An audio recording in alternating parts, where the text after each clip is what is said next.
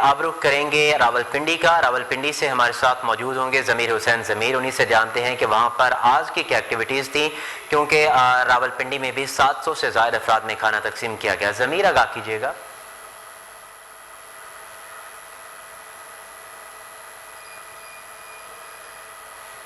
रोजाना की बुनियाद पर खबर रज़ाकार टीम जो है वो यहाँ पे खाना तकसीम करती है रावलपिंडी के मुख्तलिफ इलाकों में, और सादकाबाद का वो इलाका है जो सील किया गया है। 3 यूनियन कौंसलों को जो है वो सील किया गया है, और उस वजह से लोग यहाँ पे जो है मजदूर दिहाड़ीदार तबका जो है वो काफी परेशान है। तो यहाँ पे अब खबर रज़ाकार की टीम जो है वो मौजूद है और खाना तकसीम कर रही है, और रोजाना की बुनियाद पर जो है खाना तकसीम किया जाता है, और कोशिश की जाती है कि जो बेरोजगार दिहाड़ीदार और मजदूर तबका है उनको खाना खिलाया जाए। अदनान शहाद फाउंडेशन की तहत जो है ये रोजाना की बुनियाद पर खबर रज़ाकार टीम जो है वो दफ्तर से निकलती है और बेरोजगार दिहाड़ीदार तबके को खाना मुहैया करती है। और यही वजह कि आज रावलपिंडी के मुख्तलिफ इलाकों में खाना तकसीम करने का सिलसिला जारी है। आज 13वां रोज है और मुसलसल जो है वो खाना तकसीम किया जा रहा है दिहाड़ीदार और बेरोजगार मजदूर तबके में, और मजदूर तबका खाना ले।